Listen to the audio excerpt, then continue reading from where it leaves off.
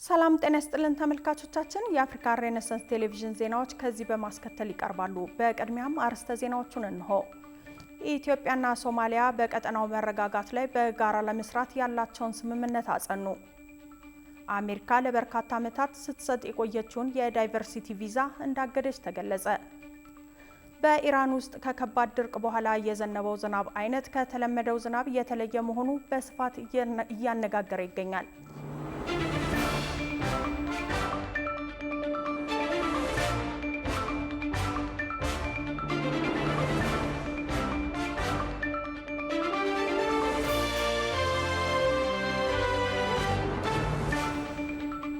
ተመልካቾቻችን በያላችሁበት የዓለም ጥግ ሰላምታችን ይድረስ። ይህ የአፍሪካ ሬኔሳንስ ቴሌቪዥን የዜና ሰዓት ነው። የተመራረጡ ዜናዎችን ወደ እናንተ እናደርሳለን። አብራችሁን እንድትሆኑ የምጋብዛችሁ ሜሮን አለልኝ ነኝ።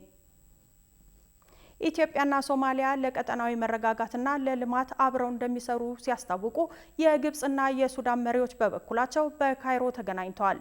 ጽዮን ለይኩን ከዚህ ጋር ተያይዞ የሳምንቱን የቀጠናውን የዲፕሎማሲ ሁኔታ የሚያስረዳ ዝርዝር ዘገባ አዘጋጅታለች። በዛሬው ዕለት የኢትዮጵያ ጠቅላይ ሚኒስትር ዶክተር አብይ አህመድ የሶማሊያውን ፕሬዝዳንት ሀሰን ሼህ መሐመድን በጽህፈት ቤታቸው ተቀብለው ማነጋገራቸውን ጠቅላይ ሚኒስትሩ በማህበራዊ ትስስር ገጾች ላይ ባሰፈሩት መልእክት አሳውቀዋል። መሪዎች የተገናኙት በትናንትናው ዕለት የሶማሊያ የውጭ ጉዳይና ዓለም አቀፍ ትብብር ሚኒስትር አብዲሰላም አብዲ አሊ በሶማሊያ የኢትዮጵያ አምባሳደር ሱሌማን ደደፎ ጋር በሞቃዲሾ ተገናኝተው ከተወያዩ በኋላ ነው። ጠቅላይ ሚኒስትሩ በይፋ የማህበራዊ ትስስር ገጻቸው ላይ ባሰፈሩት ጽሁፍ ባለፈው አንድ ዓመት እየሰራንባቸው የቆየነውን የሁለትዮሽ ግንኙነት ውይይቶች በመቀጠል ፍሬያማ ውይይት አድርገናል ሲሉ ገልጸዋል። በተጨማሪም ውይይቱ የወል የቅድሚያ ጉዳዮቻችንን ለመከወን ብሎም ለጠንካራ ግንኙነት፣ ቀጠናዊ መረጋጋትና ልማትን ያለንን ቁርጠኝነት በድጋሜ ያጸና ነበር ብለዋል። ኢትዮጵያና ሶማሊያ በመካከላቸው የነበረውን ውዝግብ ከፈቱ በኋላ ላለፈው አንድ ዓመት የተለያዩ ዲፕሎማሲያዊ ተግባራትን አከናውነዋል። ለአብነትም ጠቅላይ ሚኒስትር አብይ አህመድ ወደ ሞቃዲሾ፣ ፕሬዚዳንት ሀሰን ሼህ መሐመድ ደግሞ በተለያዩ ጊዜያት አዲስ አበባ ረግጠው የጋራ ትስስርን በማጠንከር ዙሪያ ተወያይተዋል። ከዚያም ባለፈ ሀሰን ሼክ በታላቁ የኢትዮጵያ ህዳሴ ግድብ የምረቃ ፕሮግራም ላይ ተገኝተው የሶማሊያ ጎረቤት ካሏት ኢትዮጵያ ጋር በኢኮኖሚ ትስስርም አብረው ለመስራት እንደሚሹ ማሳወቃቸው የሚታወስ ነው። ይህንን የግንኙነታቸውን መጠናከር ተከትሎ ሀገራቱ ቀድሞ ወደ ነበሩበት ሁለንተናዊ ሰላማዊ ግንኙነት መሸጋገራቸው እየተነገረ ነው። በተያያዘ ዜና የሱዳኑ ጦር መሪ ጀነራል አብዱልፈታህ አልቡርሃን የኤርትራ ፕሬዝዳንት ኢሳያስ አፈወርቂ በሁለት ወራት ጊዜ ውስጥ ብቻ ወደ ግብጽና ወደ ሳዲ አረቢያ እንዲሁም ወደ ፖርት ሱዳን ካቀኑ በኋላ እሳቸውን በተመሳሳይ በአንድ ሳምንት ጊዜ ውስጥ ብቻ ሳውዲ አረቢያንና ካይሮ ረግጠዋል። የጀነራሉ ኢሳያስን የተከተለ ጉብኝት ከሰሞንኛው ከአፍሪካ ቀንድ ጂኦፖለቲካ ሁኔታ ጋር ተያይዞ ብዙ ምልከታዎችን እያስደመጠ ይገኛል። አሜሪካ ለበርካታ ዓመታት ስትሰጥ የቆየችውን የዳይቨርሲቲ ቪዛ ወይም ዲቪ ፕሮግራም እንዳገደች ተገለጸ። ይህ እገዳ ለአብዛኛው ዜጋ በአሜሪካ ሰርቶ የመኖር እድሉን የሚያጠብ እንደሆነም እየተነገረ ይገኛል። ተጨማሪ ያለን የአሜሪካ የሀገር ውስጥ ደህንነት መስሪያ ቤት ሚኒስትር የሆኑት ክርስቲኖም በተለምዶ ዲቪ በመባል በሚታወቀው የፍልሰተኞች የዳይቨርሲቲ ቪዛ ፕሮግራም ላይ እገዳ መጣላቸው ተገልጿል። ሚኒስትሯ የእገዳ ትዕዛዙን ያስተላለፉት የአሜሪካው ፕሬዝዳንት ዶናልድ ትራምፕ ባስቀመጡት አቅጣጫ መሰረት መሆኑን ገልጸዋል። በየዓመቱ በ10 ሺዎች የሚቆጠሩ የሌሎች ሀገራት ዜጎች ወደ አሜሪካ የመግባትና በሀገሪቱ የመኖር እድል የሚያገኙበት ይህ ፕሮግራም እንዲታገድ የተወሰነው ባሳለፍነው ቅዳሜና ሰኞ በአሜሪካ ሁለት ከፍተኛ የትምህርት ተቋማት ላይ ከተፈጸመው ግድያ ጋር በተገናኘ ነውም ተብሏል። የአሜሪካ ዲፓርትመንት ኦፍ ሆምላንድ ሴኩሪቲ ሚኒስትሯ ክርስቲኖም ይህንኑ የሚያስተጋባ መልእክታቸውን ዛሬ በኤክስ ድረገጻቸው ላይ አስፍረዋል። በብራውን ዩኒቨርሲቲ ተኩስ የከፈተው ግለሰብ በዲቪ ፕሮግራም ወደ ዩናይትድ ስቴትስ መግባቱን በዚሁ መልእክታቸው የገለጹት ሚኒስትሯ ይህ ክፉ ግለሰብ ወደ ሀገራችን እንዲገባ በፍጹም ሊፈቀድለት አይገባም ነበር ሲሉ ጽፈዋል። ሚኒስትሯ በዲቪ ፕሮግራም ምክንያት አሜሪካውያን ከእንግዲህ በኋላ ጉዳት እንዳይደርስባቸው ለማረጋገጥ እገዳውን ማስተላለፋቸውን አረጋግጠዋል። ይህ እገዳ ከ55 ሺህ በላይ የሚሆኑ የተለያዩ ሀገራት ዜጎች በየዓመቱ በአሜሪካ በቋሚነት ለመኖር የሚያገኙትን እድል የሚዘጋ መሆኑም እየተነገረ ነው። በፈረንጆቹ 2025 ወደ 20 ሚሊዮን የሚጠጉ ሰዎች ለዲቪ ፕሮግራም አመልክተው እንደነበር የአሜሪካ ውጭ ጉዳይ መስሪያ ቤት መረጃ ያመላክታል። ከእነዚህ አመልካቾች መካከል ታዲያ 131,060 የሚሆኑት ከነ ልጆቻቸውና ከነ ትዳር አጋሮቻቸው ጋር ተደምረው እድለኞች ሆነው ነበር። ከአፍሪካም የዘንድሮ የዲቪ እድለኞች ውስጥ በብዛታቸው መጠን ከ1 እስከ 3ኛ ደረጃ የያዙት አልጄሪያ፣ ግብጽና ሱዳን ናቸው። ኢትዮጵያም ዲቪ ባገኙ 3674 አመልካቾቿ ብዛት በዚህ ደረጃ ዝርዝር ላይ 7ኛ ደረጃ ተቀምጣለች። ታዲያ የዲቪ ፕሮግራሙን የእገዳ እርምጃ በመቃወም ረገድ የህግ ባለሙያዎች በፍርድ ቤት ክስ ይመሰርታሉ ተብሎ እንደሚጠበቅ ዓለም አቀፍ መገናኛ ብዙሃን ዘግበዋል። የቪዛ ፕሮግራሙ የተጀመረው በፌዴራል ህግ በመሆኑና የእገዳ እርምጃው ያለ ኮንግረሱ እውቅና የተወሰነ መሆኑ ለክሱ መነሻ እንደሚሆን በዘገባዎቹ ላይ ተመልክቷል። የፕሬዝዳንት ትራምፕ አስተዳደር ከዚህ እገዳ በፊትም ቢሆን ወደ አሜሪካ የሚገቡ ስደተኞች እንዲሁም ፍልሰተኞችን በመገደብ በርካታ እርምጃዎችን ሲወስድ ቆይቷል። ከነዚህ እርምጃዎች መካከልም አሳሳቢ ከተባሉ 19 ሀገራት ወደ አሜሪካ የገቡ ዜጎችን ግሪን ካርድ እንደገና መመርመርና በሺዎች የሚቆጠሩ የተማሪ ቪዛዎችን መሻር ይጠቀሳሉ። በኢራን ውስጥ ከከባድ ድርቅ በኋላ የዘነበው የዝናብ አይነት ከተለመደው ዝናብ የተለየ መሆኑ በስፋት እያነጋገረ ይገኛል። በሌላ በኩል የአይኤስ ታጣቂ ቡድን በምዕራቡ ዓለም ዳግም ኃይሉን እያጠናከረ እንደሚገኝ ቢቢሲ ዘግቧል። ዮናስ ግርማ ዝርዝር አለው። ባለፉት 50 ዓመታት ውስጥ ታይቶ በማይታወቅ ድርቅ እየተፈተነች ባለችው የመካከለኛው ምስራቅ አገር ኢራን ከረጅም ጊዜ ወዲህ ዝናብ ከዘነበ በኋላ የሆርሙዝ ደሴት በቀይ ውሃ መሸፈኑ የዓለምን ትኩረት ከሳቡ ጉዳዮች መካከል ቀዳሚው ሆነዋል። በኢራን ውስጥ 100 ሚሊ ሊትር መጠን ያለው ዝናብ የጣለ ሲሆን ይህም ከኢራን ከአማካይ ወራዊ የዝናብ መጠን በ5 እጥፍ የበለጠ እንደሆነ ተገልጿል። ከባድ ዝናቡ የውሃና የአሸዋውን ቀለም የቀየረው ሲሆን አንዳንዶቹ እውነቱን ከመንፈሳዊ ነገሮች ጋር እያያያዙ ሲገኙ፣ ሳይንቲስቶች ግን ቀይ ደም የሚመስለው ቀለም የሆርሙዝ አካባቢ ከፍተኛ የሆነ የአይረን ኦክሳይድ ክምችት ስላለውና ኦክሳይዱ ከዝናብ ጋር ሲገናኝ የሚፈጠር እንደሆነ ተናግረዋል። የሆርሙዝ ደሴት የዓለማችን ዋነኛ የነዳጅ መስመር በሆነው የሆርሙዝ ሰርጥ ውስጥ የሚገኝ ሲሆን በተለያዩ ቀለማት ያሸበረቀ በመሆኑ ቀስተ ደመናዊው ደሴት የሚል ሌላ ስያሜ እንዳለውም ተገልጿል። ይኸው ደሴት በሚገኝበት የኢራን አስተዳደራዊ ክፍል በከባድ ዝናቡ የተነሳ መንገዶችም የተዘጉ ሲሆን በአማካይ በዚህ ዓመት የዝናብ መጠኗ በ89% የቀነሰባት ኢራን ዳግም መዝነብ መጀመሩን ተከትሎ ሰዎች አደባባይ ወጥተው መደሰታቸውን ገልጸዋል። ከወር በፊት ባለው የዝናብ እጥረት የተነሳ የዋና ከተማዋ ቴህራን 10 ሚሊዮን ነዋሪዎች ከተማዋን ለቀው እንዲወጡ ሊደረጉ ይችላሉ መባሉ ይታወሳል። ሆኖም ከረጅም ጊዜ ድርቅ በኋላ የዘነበው ዝናብ የደም መልክ መያዙ እያነጋገረ ይገኛል። በሌላ ዜና ባለፈው ሳምንት በአውስትራሊያ ቦንዲ የባህር ዳርቻ ላይ የተፈጸመው አስከፊ የተባለ ጥቃት በኢስላሚክ ስቴት ርዕዮተ ዓለም ምክንያት የተነሳሳ ይመስላል ብለው የአውስትራሊያው ጠቅላይ ሚኒስትር ከተናገሩ በኋላ የኢስላሚክ ስቴት ወይም አይኤስኤስ ጉዳይ ዓለም አቀፍ ትኩረትን ስበዋል። የሱኒ ሙስሊም እንደሆነ የሚነገረው አይኤስ ታጣቂ ቡድን ባለፈው ሳምንት የ15 ሰዎችን ሕይወት ለቀጠፈው ጥቃት እስካሁን በይፋ ኃላፊነቱን አልወሰደም። ይሁን እንጂ የአካባቢው ፖሊስ ጥቃቱ በተፈጸመበት አካባቢ በተገኘ ተሽከርካሪ ውስጥ የአይኤስ ባንዲራዎች ከተቀጣጣይ ፈንጂዎች ጋር መገኘታቸውን ገልጸዋል። ይህ ጥቃት ተፈጽሞ የቡድኑ ስም ዳግም መነጋገሪያ የሆነው ከአውሮፓውያኑ 2017 ጀምሮ በሶሪያና በኢራቅ የሚገኙትን ግዛቶችን ካጣበት ጊዜ ጀምሮ ተጽዕኖ በእጅጉ ከቀነሰ በኋላ ነው።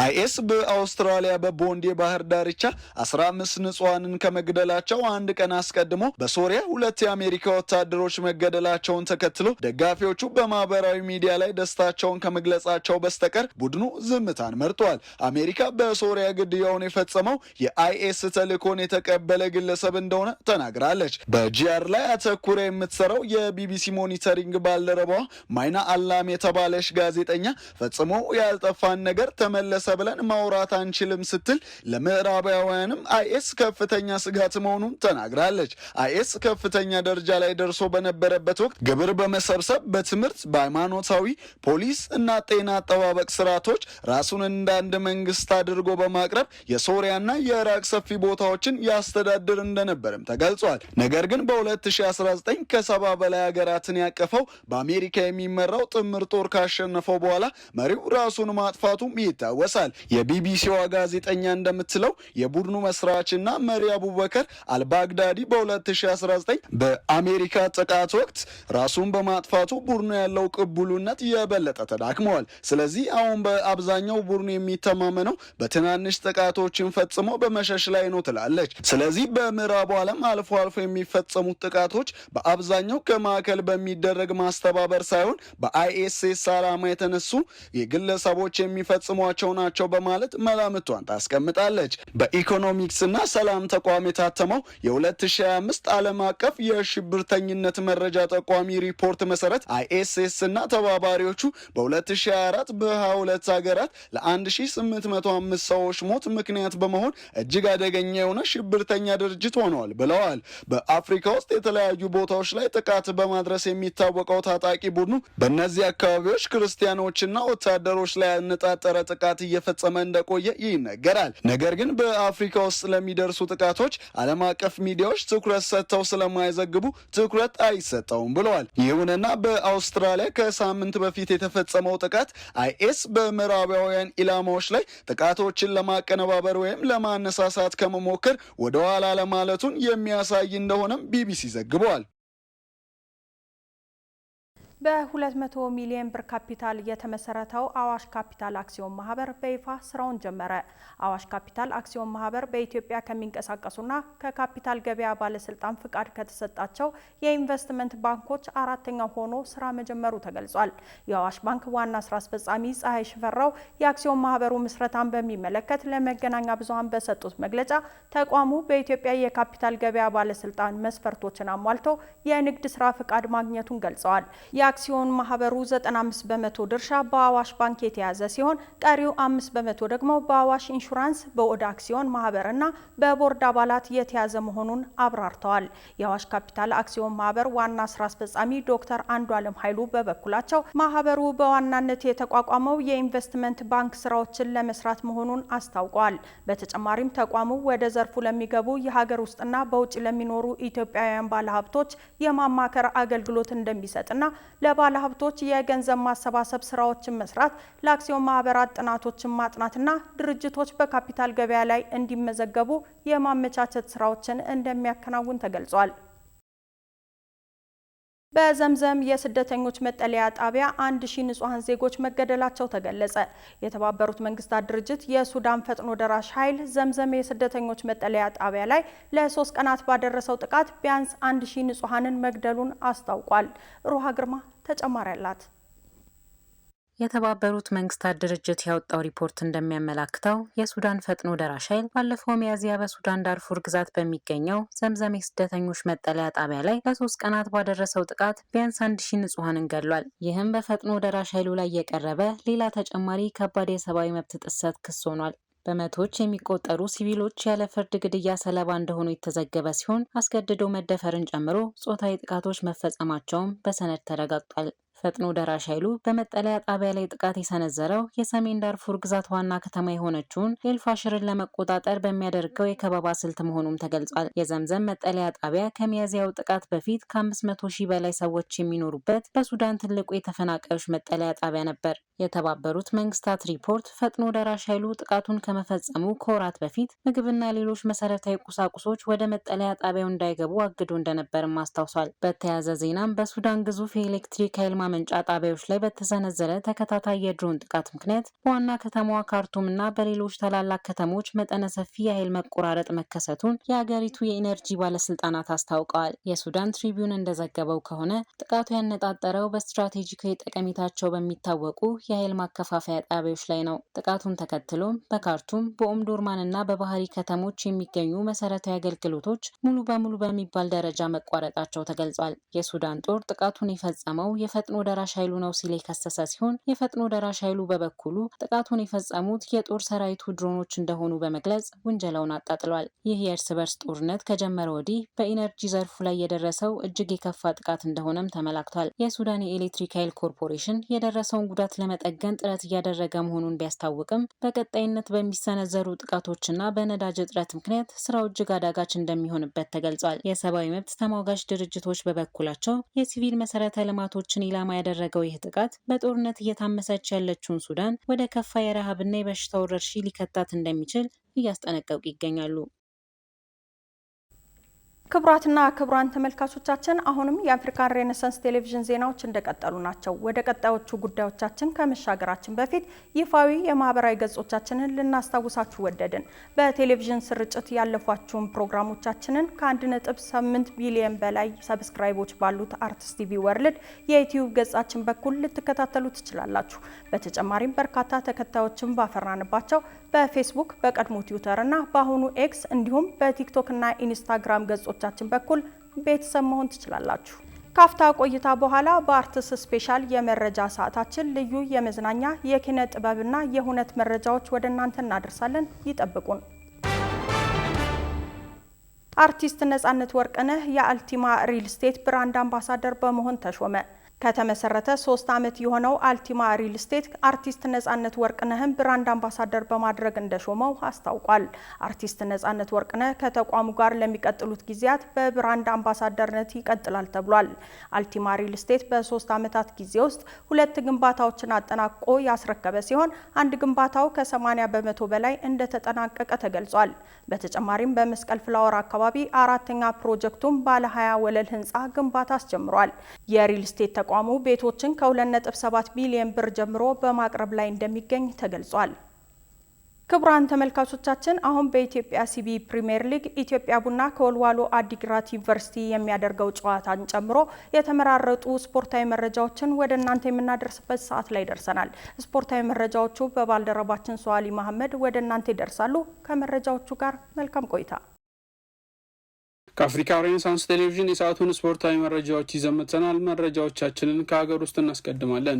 በኢትዮጵያ ዋንጫ ጨዋታዎች ምክንያት ተቋርጦ የነበረው የኢትዮጵያ ፕሪሚየር ሊግ 10ኛ ሳምንት ጨዋታዎች የተጀመሩ ሲሆን ከዚህ በፊት ከአዲስ አበባ ስታዲየም ውጪ በሐዋሳ ዩኒቨርሲቲ ስታዲየም እየተካሄደ የነበረው ሊጉ ከ10ኛ ሳምንት ጀምሮ የሚኖሩ ጨዋታዎችን በአዲስ አበባና በአዳማ ሳይንስና ቴክኖሎጂ ስታዲየም የሚያከናውን ይሆናል። ነገ ቅዳሜ በአዲስ አበባ ስታዲየም ኢትዮጵያ ቡና ከወልዋሎ አዲግራት ዩኒቨርሲቲ ቀን 7 ሰዓት ላይ የሚገናኙ ሲሆን በመቀለ ሰባ እንደርታ ሽንፈት አስተናግዶ ከኢትዮጵያ ዋንጫ ውጭ የሆነው ኢትዮጵያ ቡና ወደ አሸናፊነት ለመመለስ ብርቱ ፉክክር ያደርጋል ተብሎ ይጠበቃል። በዛው ስታዲየም ቀን 10 ሰዓት ላይ ጨዋታው ሲቀጥል በዚህ የውድድር ዓመት አዲስ አዳጊ ከሆኑ ክለቦች መካከል በሊጉ በተለይ ውድድሩ ወደ ሐዋሳ ዩኒቨርሲቲ ከሄደ በኋላ ቆንጆ የውድድር ጊዜን እያሳለፈ የሚገኙት ሰገኖቹ ነገሌ አርሲዎች በዘንድሮው የውድድር ዓመት ምንም ሽንፈት ያልገጠመውን ብቸኛ ቡድን ፋሲል ከነማን ይገጥማል። ውድድሩ በአዳማ ሳይንስና ቴክኖሎጂ ስታዲየም ሲቀጥል በአሰልጣኝ ተመስገን ዳና የሚመሩት ሐዋሳ ከተማዎች ከኢትዮጵያ መድን የሚያደርጉት ጨዋታ ሲጠበቅ ወላይታ ዲቻ አዲስ አዳጊዎችን ሸገር ከተማን ይገጥማሉ። በዕለተ እሁድ የሳምንቱ የመጨረሻ ጨዋታዎች ሲደረጉ ሲዳማ ቡና ከቅዱስ ጊዮርጊስ የሚያደርጉት ጨዋታ ከወዲሁ ተጠባቂ ሆኗል። በአዲስ አበባ ስታዲየም መቻል ከኢትዮ ኤሌክትሪክ የሚያደርጉት ጨዋታ ከተጠባቂ ጨዋታዎች መካከል ተጠቃሽ ሆኗል።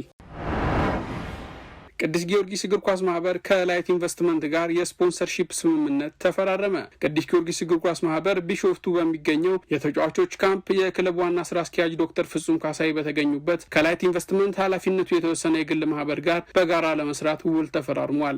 ላይት ኢንቨስትመንት በኢትዮጵያና በሰፊው የምስራቅ አፍሪካ ገበያ በሳይንሳዊ መንገድ የተቀናጁ የሃይድሬሽንና ኤሌክትሮላይት ፍላጎት ለማሟላት የተቋቋመ ሲሆን በሀገራችን ኢትዮጵያም የመጀመሪያውና ብቸኛው የኤሌክትሮላይት መጠጥ አምራች መሆኑ በፊርማ መርሃ ግብሩ ተነግሯል።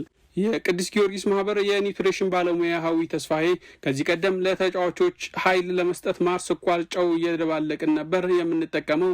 ላይት ለዚህ መፍትሄ ሰጥቶናል ብለዋል። ይህ ኃይል ሰጪ ኤሌክትሮላይት ተጫዋቾች ጨዋታቸውን ሳይደክሙ በጀመሩበት አቅም እንዲጨርሱ ያስችላቸዋል ሲል የስነ ምግብ አማካሪ አላዛር ኪሩቤል ተናግረዋል። ቫይታሚን ሲ ለሪከቨሪ በጣም አስፈላጊ ኒውትሪየንት ነው። ቫይታሚን ቢ 4 የቫይታሚን ቢ ግሩፖች ቪታሚን ቢ3፣ ቢ5፣ ቢ6፣ ቢ12 እነዚህ ሁላ ኤነርጂ ጀነሬሽን ላይ ኮንትሪቢዩት የሚያደርጉ ናቸው። አዲ ቅድም ሲናገር ሰምታችሁታል። ትሬኒንጎችን፣ ጌሞችን ሳይገቡ በጀመርንበት አቅም እስከሚጨርሱ ድረስ እንዲረዳቸው የሚያደርግ ነው። ይህ ሁላ ቤኔፊት አለው። ከዛ በተጨማሪ ደግሞ ተጨማሪ ፊቸሮቹ ምንም አይነት አዲቲቭስ ምንም አይነት ፕሪዘርቫቲቭስ የለበትም። ይሄ የቅዱስ ጊዮርጊስ እግር ኳስ ማህበር እና የላይት ኢንቨስትመንት ኃላፊነቱ የተወሰነ የግል ማህበር የውል ስምምነት የ1 ዓመት ቆይታ እንደሚኖረውም በመርሃ ግብሩ ተገልጿል። በዚህ 1 ዓመት ውስጥም የላይት ኢንቨስትመንት ኃላፊነቱ የተወሰነ የግል ማህበር ለቅዱስ ጊዮርጊስ ለሁሉም እድሜ እርከን ቡድኖች ምርቱን ያቀርባልም ተብሏል። የእንግሊዝ ፕሪሚየር ሊግ 17ኛ ሳምንት ጨዋታዎች ነገ ሲጀምሩ ሊቨርፑልን ከቶትንሃም የሚያገናኘው ጨዋታ ከወዲሁ ተጠባቂ ሆኗል። በአርሰናል መሪነት 17ኛ ሳምንት ላይ የደረሰው የእንግሊዝ ፕሪሚየር ሊግ አሁንም አጓጊነቱን በመቀጠል በዚህ ሳምንትም ኒውካስል ከቼልሲ በሚያደርጉት ጨዋታ የሚጀምር ይሆናል።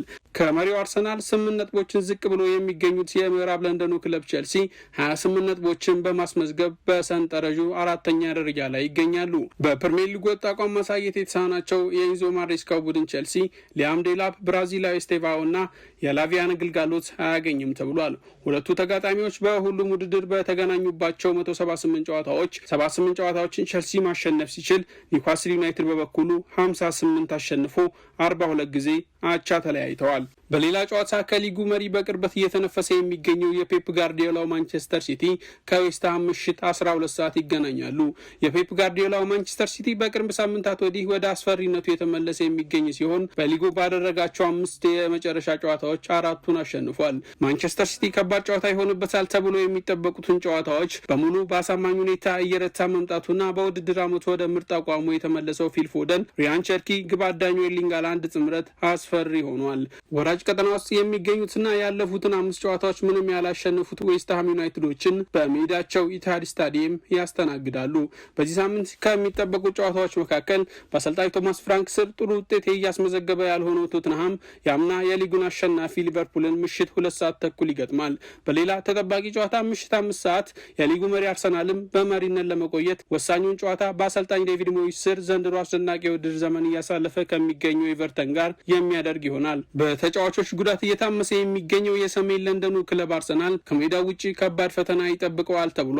ሊጉ እሁድም ሲደረግ የሳምንቱ ታላቅ ጨዋታ ማንቸስተር ዩናይትድ ወደ ቪላ ፓርክ አቅንቶ ላለፉት 9 ጨዋታዎች ሽንፈት ያልገጠመውን አስቶን ቪላ በሜዳው ምሽት 1 ሰዓት ተኩል ላይ ይገጥማል። በአሰልጣኝ ሩበን አሞሪም የሚመሩት ማንቸስተር ዩናይትዶች ወጥ አቋም ለማሳየት የተቸገሩ ሲሆን በተለይም ወሳኝ ተጫዋቾቻቸውን ለአፍሪካ ዋንጫ ወደ ሀገራቸው ሸኝተው በሚያደርጉት ጨዋታ ይፈተናሉ ተብሎ ይጠበቃል።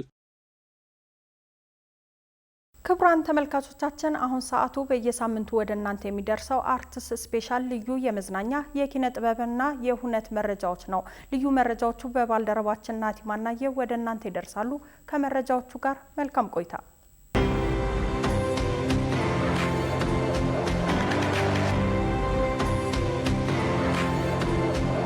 የተወደዳችሁ እንዴት ናችሁ? ይህ አርት ስፔሻል ነው።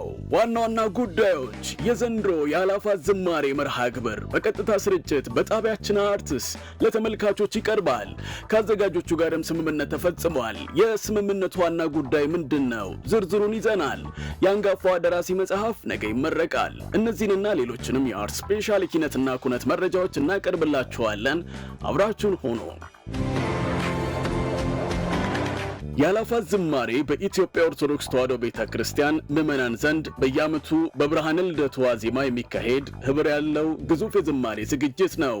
በኢትዮጵያዊ ጃንደረባ ትውልድ የሚዘጋጀው የአላፋት ዝማሬ ከ2016 ዓ.ም ጀምሮ በአዲስ አበባ ከተማ 2 ጊዜ፣ በድሬዳዋ ከተማ 1 ጊዜ ስኬታማ መርሃ ግብርን አካሂደዋል።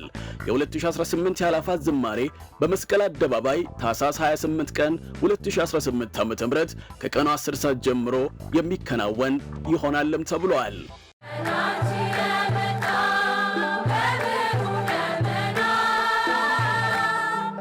ዓለም አቀፍ ሚዲያዎችን ትኩረት እየሳበ የቀጠለው የአላፋት ዝማሬ መርሃ ግብር የዘንድሮ ሙሉ ዝግጅት በጣቢያችን አርትስ ለማሰራጨት ስምምነት ተፈጽመዋል።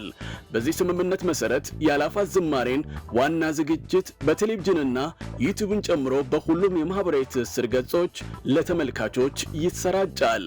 ከዚህም በተጨማሪም የአላፋት ሳምንት የተሰኘ ከታኅሳስ 16 እስከ ታኅሳስ 23 ቀን 2018 ዓ.ም የሚከናወነውን የአውደሬና ጃን ፎረም የተሰኘ የተለያዩ የኢትዮጵያ ኦርቶዶክስ ተዋሕዶ ቤተክርስቲያን ሊቃውንት የሚዘከሩበትና ኦርቶዶክሳዊ የምርምር ስራዎች የሚቀርቡበትን መድረክ ሽፋን ይሰጠዋል። ጣቢያችን አርትስ ባሳለፍነው ወር የተካሄደውን የቲክቶክ ክሬቲቭ አዋርድ የሽልማት ስነ ስርዓት በጥራት ለተመልካቾች ያቀረበ ሲሆን በኢትዮጵያ የዩቲዩብ ታሪክም በአንድ ጊዜ ከ65000 በላይ ሰዎችን በቀጥታ ስርጭት በማግኘት ሪከርድ መያዙ ይታወሳል። ጣቢያችን የ2017 ዓ.ም የአላፋት ዝማሬ መርሃ ግብርን በቀጥታ ስርጭት ለተመልካቾቹ ማሰራጨቱ ይታወሳል።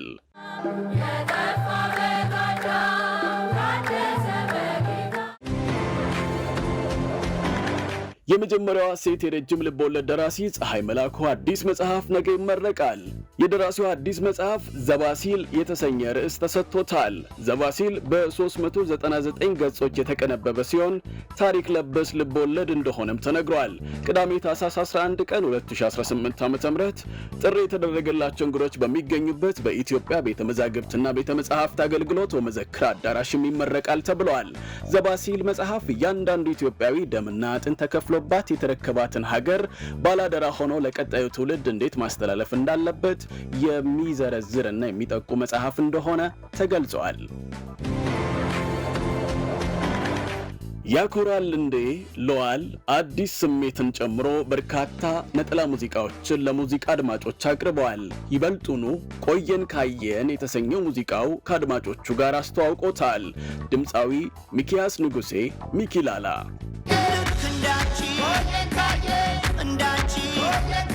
ድምፃዊ ሚኪያስ ንጉሴ ሚኪላላ ዛሬ አመሻሹን 4 ነጥብ በማለት ስያሜ ያወጣለትን ሙሉዋዊ ሙዚቃ አልበም ለሙዚቃ አድማጮች አቅርበዋል። ድምፃዊ ሚኪያስ ንጉሴ ሚኪላላ ለዚህ አልበሙ መዳረሻ እንዲሆንም ከወራት በፊት ሽሙን ሙና ሲል የሰየመውን ነጠላ ሙዚቃ ለአድማጮች ማድረሱ ይታወሳል። ጌቶ ወዷል ሲባል እንደ ማር ትሬዛ ሲባክንላት ባይ ሰው አምባር ይገዛ ዛሬ የተለቀቀው 4 ነጥብ የሙዚቃ አልበሙም 12 የሙዚቃ ስራዎችን ይዟል። በግጥምና ዜማ ይልማ ገብረአብ፣ አቤል ሙሉጌታ፣ ኢዩብኤል ብርሃኑ፣ ኤፍሬም አበበ፣ ብስራት ጋረደውን ጨምሮ የተለያዩ ሙዚቃ ባለሙያዎች ተሳትፈውበታል። ሚካኤል ኃይሉ ሚኪጃኖ 10 ሙዚቃዎች ላይም በቅንብር እንደተሳተፈ ተነግሯል። የመጨረሻው ፍርድ አዲስ ተውኔት ለእይታ በቃ። በጀርመናዊ ጸሐፊ በርትሌት ብሪሼት የተጻፈውና በማን ያዘዋል እንደሻው የተተረጎመው የመጨረሻው ፍርድ ተውኔት ሐሙስ ታህሳስ 9 ቀን አመሻሹን በአንጋፋው የሀገር ፍቅር ቲያትር ቤት አዳራሽ ተመርቆ ለእይታ በቅቷል። ላለፉት 3 ወራት በልምምድ ላይ የቆየው ተውኔቱ ከ30 በላይ ተዋናዮችን ያሳተፈ ነው። ይህ ተውኔት በአዲስ አበባ ቲያትር ቤቶች አስተዳደር ድርጅትና በጀርመን የባህል ተቋም ጎተን ኢንስቲትዩት ትብብር ፕሮዲውስ የተደረገ እንደሆነም ተገልጿል። ቻላቸው የተሰኘ አዲስ ፊልም ለእይታ በቃ። የመስፍን ኃይለ ኢየሱስ ቻላቸው የተሰኘ አዲስ ፊልም በዛሬው ዕለት በሁሉም ሲኒማ ቤቶች መታየት ጀምሯል። የፊልሙ ደራሲዎች መስፍን ኃይለ ኢየሱስ፣ ቤዛ ኃይሉና ልዑል ሰለሞን ሲሆኑ ዳይሬክተሮቹ መስፍን ኃይለ ኢየሱስና አመለወርቅ መዘምር ናቸው። ቻላቸው ፊልም ህዝብን፣ ፖለቲካን እና ሚዲያን በኮሜዲ መልክ የሚያይስ ፊልም ነው። በፊልሙ ላይ መኮንን ለአከ፣ ሚካኤል ታምሬ፣ ተሻለ ወርቁ፣ መስፍን ኃይለ ኢየሱስ፣ ሂሩት በጋሻውን ጨምሮ ሌሎችም በትወና እንደተሳተፉበት ተነግሯል። ክቡራትና ክቡራን ተመልካቾቻችን በዚህ ሳምንት ያዘጋጀንላችሁ የአርት ስፔሻል ኪነትና ኩነት መረጃዎች ይህንን ይመስሉ ነበር። ስለተከታተላችሁን እናመሰግናለን።